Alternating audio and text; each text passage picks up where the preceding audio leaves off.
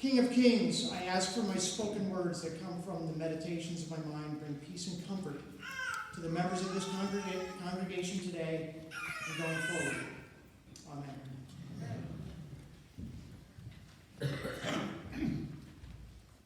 So, I got a big mouth. Thank you, Pauline. You told me that earlier today. She thanked me because she said she can hear me. So I'm going without a mic because I don't need one. My wife would attest the same thing. If you enjoyed today, please stop by Wednesday night. Will be the last time I have a chance to speak to you good folks.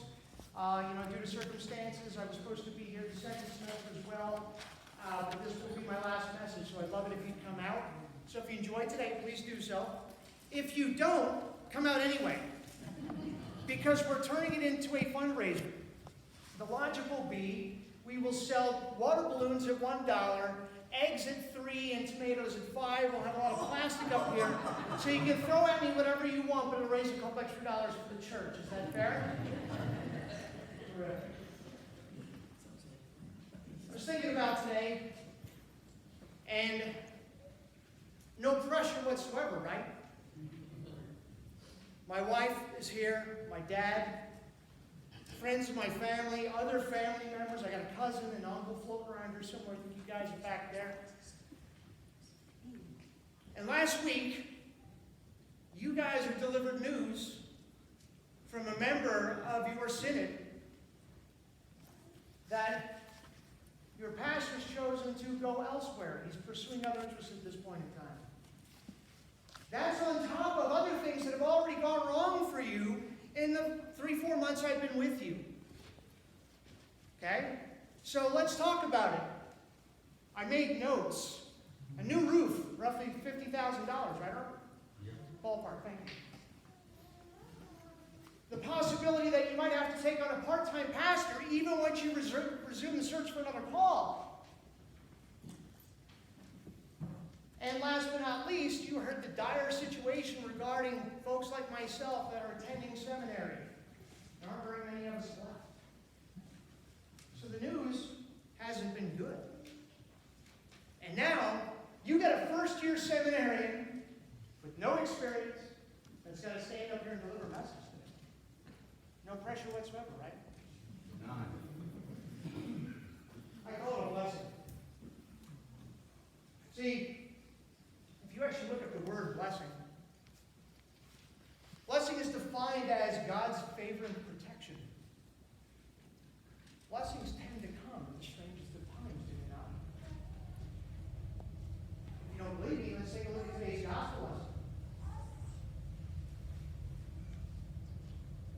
Catholic tradition, I realize we aren't Catholics, but the Catholic tradition has actually granted the criminal who asked for Christ's forgiveness on the cross that day sainthood. I actually looked this up. I did a little bit of research on this. They've actually given him a name. We, in our faith, have not given him a name. They looked up a book that came later on, much after our Gospels. I think it was the Gospel of Nicodemus, if I recall correctly. But they gave this gentleman a name. His name is Saint Dismas. Okay? So, let's look at him. Let's take a different appearance to this story. You've heard the story before, right? Everyone knows it. But I want you to become part of the story. Take some time with me today. Let's travel back 2,000 years. I want you to be with me, that gentleman that is to, for argument's sake, let's say to Christ riding on the cross that morning. You are him. You are in his shoes.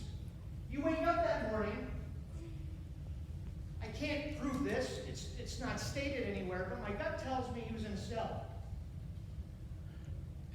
He was condemned to his death. They lead him out to the same place Christ is going to be crucified. They hang him on a cross. Now, if you actually look in the 3 other Gospels, you will find that St. Luke's version is the only version where the saint in this particular case, we'll call him the penitent criminal, is mentioned. In Matthew and Mark, I believe it is, they deride him the whole time. So Mark has a little bit of a different take on it. In reality, it's one and the same. What I believe happened is the penitent man began the morning chastising Christ. I think at some point, as he's hanging on the cross, and again, we'll say for argument's sake, Christ would have been to his left. He looked out to his left, and he noticed the spike in his own hand. He noticed the blood dripping down off the cross. And he looked over and he sees this innocent guy whose face was beaten black and blue, who had a crown of thorns pushed down on his head, blood dripping down the sides of his face as a result. He noticed the scourge marks on the man's side from the beatings that the Romans had given him.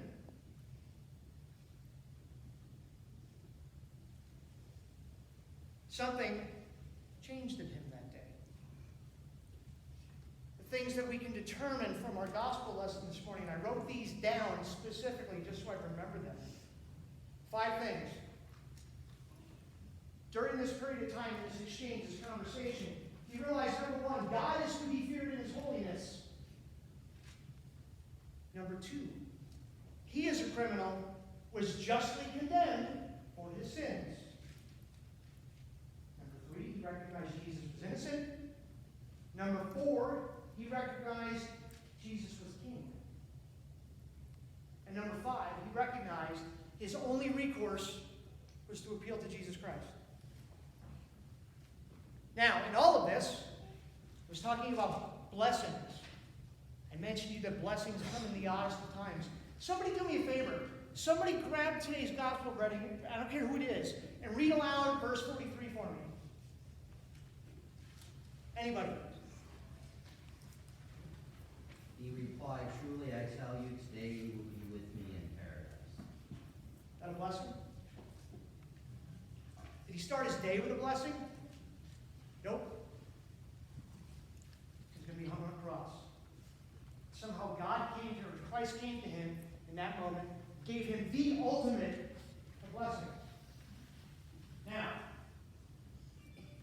like the criminal on that cross, obviously there's been a little bit of turmoil here with your congregation. I've just mentioned some of it. It's undeniable. Guys have hit some rocky roads. I think you'd agree with me on that. Okay?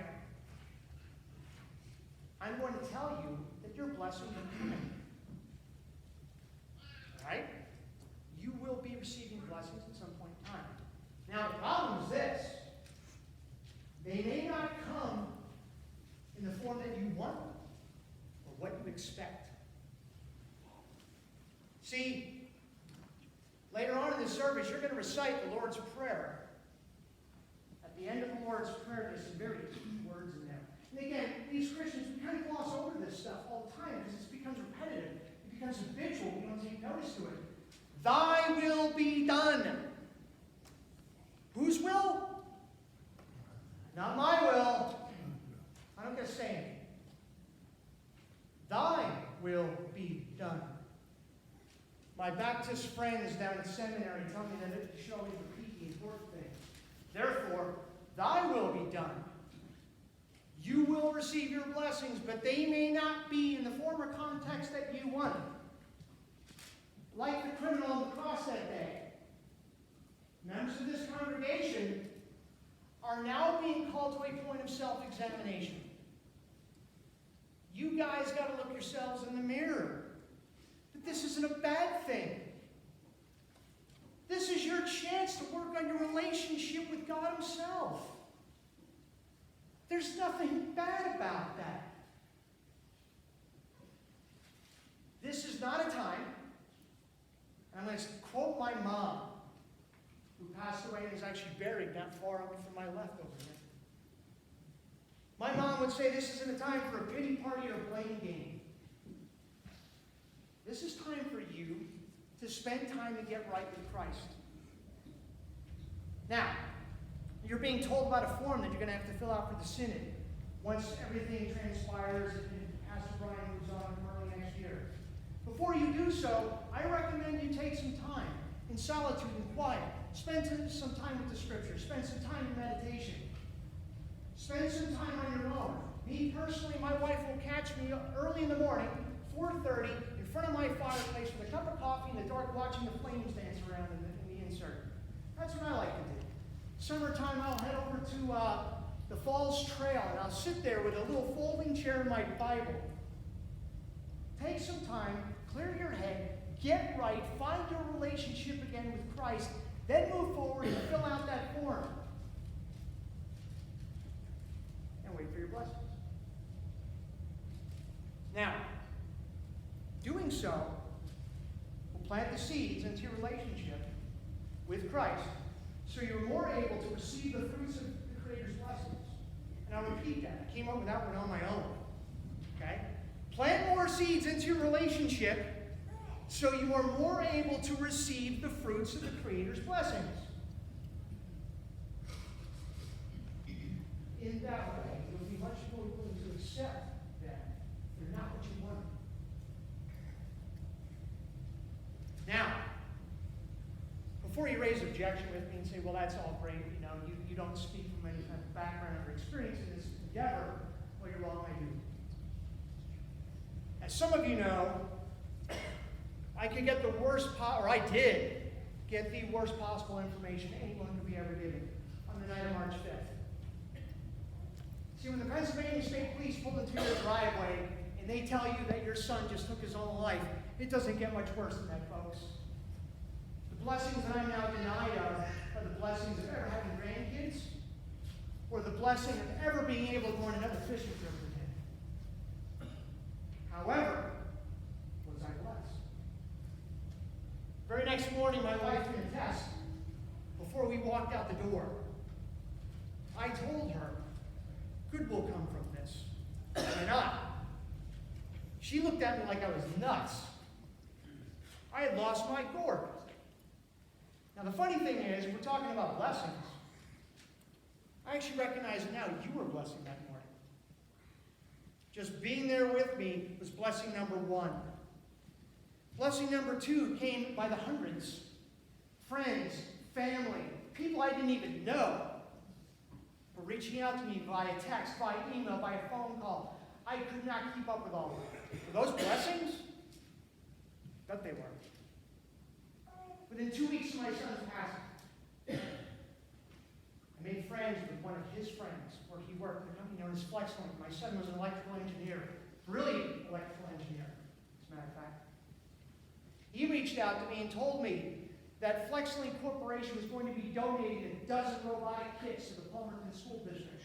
For those of you that have children attending Palmerton School District and are involved in the STEM program, which stands for Science, Technology, Engineering, and Mathematics, the robots that they are now playing with were donated to your district because of my son. Is that a blessing?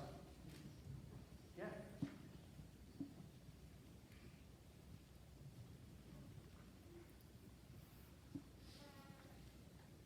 Within a few months of that, some of you already had the chance to read it, Times News reached out to me and asked me if I'd be willing to give an interview regarding my son.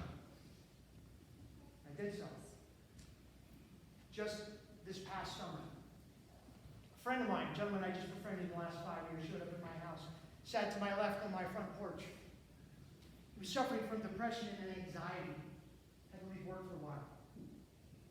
He looked at me and said, Roger, you have no idea how much that article helped me. You made it okay to talk about something that most people have a stigma about, mental illness. Is that a blessing? I'd say so. Lastly, April 27th of 2018, roughly 6 weeks after my son died, I was on my way to work in the morning. I leave about 4:30. Starting out, I didn't have the radio playing that day. I just stayed in silence and again was going with my own thoughts. And what was bouncing around my head that morning were comments that people made to me the day and the days after I gave my son's eulogy. Some of those people are here today. Right, Judy?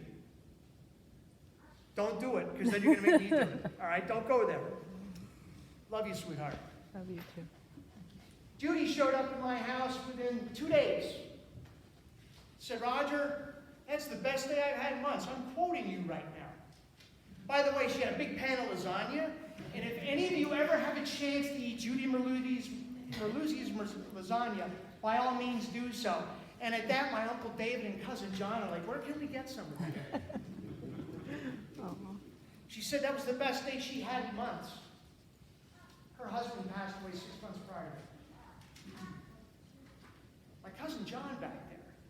You just kept saying you're the man. That's all you kept saying. I thought it was a golfer for a minute. Right? Like, that's all they yell. I hit it, drive you to man. Like, my Uncle David back there, you just kept kind of shaking your head. I can't quote you exactly, but I think you kept saying, I don't know how you did it.